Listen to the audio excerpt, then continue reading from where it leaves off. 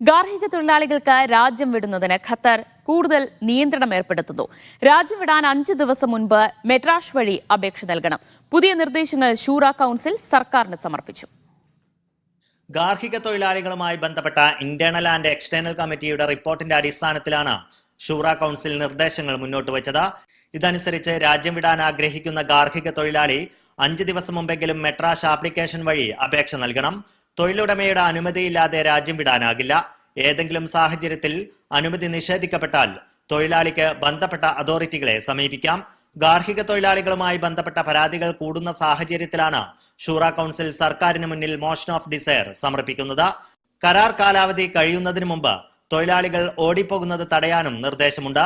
ഇതിനായി തൊഴിൽ കരാറിൽ മാറ്റങ്ങൾ വരുത്തും. തൊഴിലാളി ഓടിപ്പോയതായി റിപ്പോർട്ട് ചെയ്താൽ അത് കരാർ ലംഘനമായി പരിഗണിക്കും. യാത്രാ ചെലവുകളും ഡീപ്പോർട്ടേഷൻ ചെലവുകളും തൊഴിലാളി തന്നെ വഹിക്കേണ്ടി വരും. വിവിധ കാരണങ്ങളാൽ ബന്ധപ്പെട്ട അധികാരികൾക്ക് മുന്നിൽ സറണ്ടർ ചെയ്യുന്ന തൊഴിലാളികൾക്കും ഇത് ബാധകമാണ്. ഇങ്ങനെ വിസ കാലാവധി കഴിയും മുമ്പ് സ്പോൺസറുടെ അനുമതിയില്ലാതെ ജോലി ഉപേക്ഷിക്കുന്ന തൊഴിലാളിക്ക് മറ്റൊരു സ്പോൺസർഷിപ്പിലേക്ക് മാറാനും കഴിയില്ല. ഇത്തരക്കാർക്ക് ജോലി നൽകുന്ന കമ്പനികൾക്കും വ്യക്തികൾക്കുമുള്ള പിഴ ഉയർത്തണമെന്നും ഷൂറ കൗൺസിൽ ശുപാർശ ചെയ്യുന്നു.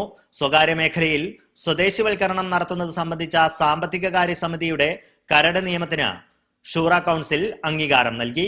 Media 1 Doha.